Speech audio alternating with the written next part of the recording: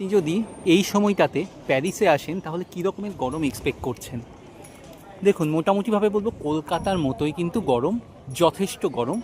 গরমের জামা কাপড় নেবেন, ঠান্ডার জামা কাপড় একদম দরকার নেই। আর এখানে মনে রাখবেন, বিকেল কিন্তু অনেকক্ষণ পর্যন্ত থাকে, অর্থাৎ সামারের সূর্যাস্ত কিন্তু অনেক রাতে হয়। এই যে দেখছেন, এই সময়টা কটা বলুন তো? দুপুর নয় কিন্তু, অলরেডি কিন্তু সন্ধ্যে 6টা বেজে গেছে। তাও দেখতে পাচ্ছেন কত প্রচণ্ড রোদ। কাজেই ভুল করেও কিন্তু গরম মানে খুব ঠান্ডা হবে সেইভাবে গরমের জামা কাপড় আনবেন না। আর অবশ্যই যেটা দরকার, প্রচুর কিন্তু হাঁটতে হবে, সেজন্য যে জুতো পরে আপনি আরামে হাঁটতে পারেন সেরকম জুতো কিন্তু নিয়ে আসবেন। এটা একটু কিন্তু খেয়াল রাখতে হবে। অর্থাৎ আমাদের ধারণা হচ্ছে ইউরোপের কান্ট্রিতে যাচ্ছি মানে সবসময় বোধহয় ওখানে ঠান্ডা পড়ে বা বরফ পড়ে।